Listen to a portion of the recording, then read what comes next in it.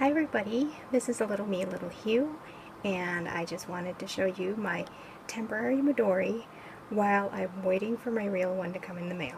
I'm very excited because actually I just checked this morning and the status for my actual Midori says that it's out for delivery, so yay, it's gonna come soon. But since I, was so excited about being able to get into this notebook or, make some inserts, while I was waiting for my actual Midori, I made my own. So this is my temporary Midori, and I made it out of things that I just found around my house. The only thing I had to purchase was this elastic because I didn't have any on hand. So this is what I came up with, and I just wanted to show you. And let's see, let's get this open. By the way, this is my very first video, so I hope you guys don't mind if I make some newbie mistakes. But anyway, here is my cover. And I made this out of really thick paper that I've been saving for ages for, a special project. And I've never had the courage to cut into it.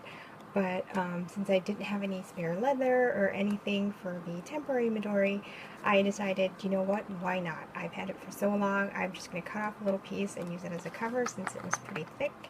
And I don't know how sturdy it is, but since it was temporary, I thought, fine, I'll just use that for now. So this is gray paper. I believe it's called coral paper. I haven't seen it in the stores in a while, but I really love the texture. I don't know if you could see that, but it sort of reminds me of dried earth, or, and I love the way it feels. So even if I get my real Midori today, I think I'm still going to keep this cover just because I really, really love the texture. This plastic insert, I wanted to get a flyleaf of some sort to use as a dashboard because I saw that in other people's videos. So I looked around the house and I found a small notebook that was about the same width as the Midori. So I just took the plastic cover out of it and slid it in here, and that became my flyleaf. I have a little Project Life card in there, and I really like the fact that this says New Beginnings. This is a new planner for me, so it's my new beginning, so I thought that was nice. And when you open it up, you can use this part as a pocket. The notebook used to slide in here. Right now I just have a little something that I got from a piece of washi tape. It was the little label, and I thought it was cute, so I kept it here for now, and I thought it kind of went with the colors here. Let's see, this is a folder that I made myself. It's similar to the craft folder that Midori has, and I know there are a lot of videos out there and a lot of templates, but I was being stubborn, and I tried to make my own, so I had a little bit of trial and error, but I think I was able to do it. I made it out of two 8.5 by 11 pieces of cardstock, and I actually copied my artwork onto it. So this was originally white cardstock. I ran it through my printer, which also copies. I just put my original artwork on there. It was a collage that was really thick, and that wouldn't have folded very well into a folder. So I thought if I, color copied it onto a piece of cardstock, so at least I could use the design for the cardstock. See, it's white on the inside. And I cut out this little pocket. I think I saw, something like this in My Life Mitts, and I really liked it, so I, tried to do it as best as I could on my own. This is the cover to my first insert that I made myself, and it was just like an excess piece of, maybe it was cardstock that I had originally tried printing something on, and something went wrong with the printing, but now I like it. It's sort of this kind of brick pattern and sort of this tile pattern, so I liked it enough to use it as the cover for one of my first inserts. See, I hand bound this insert myself. See, I had stitched it up, and I used some bookbinding thread. This is sketchbook paper, where I actually literally took one of my sketchbooks, one of those spiral bond sketchbooks that's 9 by 12. I tore out a whole bunch of pages, cut them up so you don't see the little rings, folded them in half, and then sewed them up. see, there's like my little sewn signature, and I put that in here. So that's my first one. Here is the back of the folder. So this one, I scanned the same artwork onto an 8.5 by 11 craft colored cardstock. So that's what happened there. And there's just like a little card here that I thought was really cute, and I don't know, it looks good there, so I kept it in here. There's the back, and I used blue painter's tape actually to tape the two pieces together so that it made one whole folder. So there's that. Here's the back of that plastic cover that I had earlier, and I put I wanted to be able to keep addresses in my Midori, and I found this really cute, it's Le Petit Prince. It's from a limited edition Moleskine. It was a limited edition planner from 2013, and I didn't even realize that it had this little address book in the back. And look at it, it's so thin that I'm going to move my pen pal's addresses in here, and I'm going to keep it there. So that's that. Here's like a little card that I found inside a bag that my sister gave me, and I just thought the colors were so cute that I stuck that in there. And just like I put some little post-its there to use for later. Oh, I wanted to be able to do a little bit of watercoloring in here, so I have watercolor sheets. And again, I tore one sheet from one of my existing watercolor sketchbooks that said 9 by 12. But apparently in the 9 inches they were also counting the part where you punch holes for the spiral binding. So I thought, oh, I was really disappointed when I folded it and I found out that, you know, I would have this. But then I looked at it and I thought, you know, it's kind of a neat design element, so I just colored it, and against, you know, the next insert, it sort of looks like one of those old airmail envelopes. So I kind of like it now, and I'm just going to leave it there.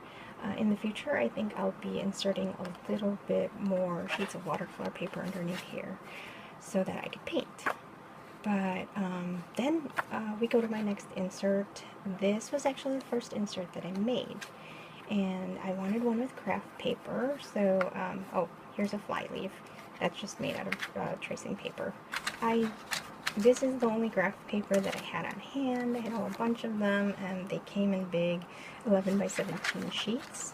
So I just cut them up and bound them here so that I could have my signature with craft paper.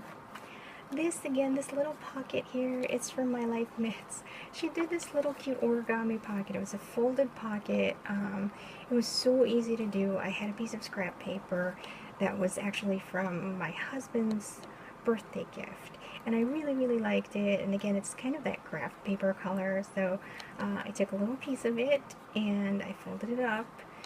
And luckily for me, it folded up to a size that actually fits business cards. So that's a business card size that I was using just for sizing. Here's like a little tag that I have in there. And these are my little panda post-its that I've had forever now. So he lives in there. And in the back, there's just some like little stickers. My friend gave me these stickers. They're actually from her new pack of Moleskine Cahiers. And she gave them to me, and I thought that was really cute, so I put them in there for future use. And like a little cat stamp that I got from Venice. So that's there. The back of it, here's the back of the watercolor paper insert. And now we come to my 6-pocket folder that I saw on Pocket Full of Vintage. I heard about it through My Life Mitts, and then I went to Pocket Full of Vintage and found the actual video. Now, I know she said something about getting a legal-sized manila folder, which I didn't have. But she mentioned that she just needed something that was about the thickness of poster board. Well, I had a poster. So I basically folded up the poster, and, you know, this part is a little short. For when you compare to her example, but I actually don't mind. I don't mind this length. I think it'll be useful. And it's funny because when I first made this, I actually had the blue painter's tape on it, similar to the one that I used here, right here. So when I first showed it to my sister, I was so excited, I showed her my planner. She said, "Oh, that's nice," but she goes, "I don't know about the tape." I said, "Yeah, I know." And then she goes, "What if you just cover it up with that, decorative tape that you have?" And I said, "Oh, that's a great idea." But, since washi tape is so kind of thin and you can see through it, you could see the blue underneath it. So I had to peel that off, put white tape underneath, and then tape over it, and now I feel much better that you don't have that really dark blue show through the back of that. So yeah, now I'm really happy with it. Here's the inside, and I sort of like the fact that these are sort of like roots, and then it so happens that I had already made this before I even got around to this. This was the 6-pocket folder was the last thing that I made for the Midori. This was just a piece of cardstock I had lying around, but, when I put them together, I thought, oh, that sort of looks like, like the ground that you would, plant something in, so, I was pretty happy with putting that and that together, or next to each other. So, this houses my bullet journal, and, well, my future bullet journal, I'm going to start it in September. I printed this out from Bray Blake's website called Help Me, My Life All in One Place. So that was really nice. I love the grid. I love all of the numbers on it, and I just printed it on. This is just my regular printer paper, so it's just kind of to try it out. If I really like the bullet journal, I'll invest in really nice papers so that I can use my fountain pens on there. And here's another little plastic flyleaf thing that I made out of some sheet protectors that I had around the house. So this green part down here was actually part of the sheet protector. Then I closed up the top with some washi tape. I inserted things into it and I just kind of taped it down. And I put a couple of things in here that I liked. This is from NaNoWriMo. It's a sticker. I really like the whole thing that says "Your Story Matters." This is actually a playing card that I've had forever. And it's funny because I always had it face up. It's a King of Diamonds. And I used to randomly see it in my pile of things. And I go, why do I have just just one card here? And then I flipped it over finally a couple of days ago. And I found this really, really pretty back to it. Look at that. It's this Japanese lady that's holding a lantern. Oh my goodness, if I had known that, I had used this in a collage a long time ago. But I'm glad it's still here, so I had to tape it on there so it wouldn't move around and I wouldn't lose it. So there's that. And in the back, I love Tokidoki. I bought a bag recently and it had this really neat tag on it. I really like the monkey and the little latte, so there are a lot of nice characters, which is why I have that on there. It just makes me smile every time I see it, so I added that on there. This is just the back of the 6-pocket folder. I have a few stamps in there for letters. I like to write letters, so I like carrying stamps. And I just put these cards in here. I think it came from one of those card making kits, but I just wanted to remind myself, don't worry, everything is going to be okay, and the standard keep calm and carry on. I really like them, so I'm keeping them here for now. And that is the end of it. This is just the back of the Midori, or the back of the 6-pocket folder, and just the back. I need to trim some of these cords that they lie neater, but it was supposed to be temporary, so that's that. Well, I've done this video and I still haven't heard the doorbell ring, so I guess my Midori is not here yet. So for now, it's just going to be me and my temporary Midori. So I hope you guys enjoyed it, and maybe I'll do a video again when I get my real one. So thanks for watching. Bye everybody!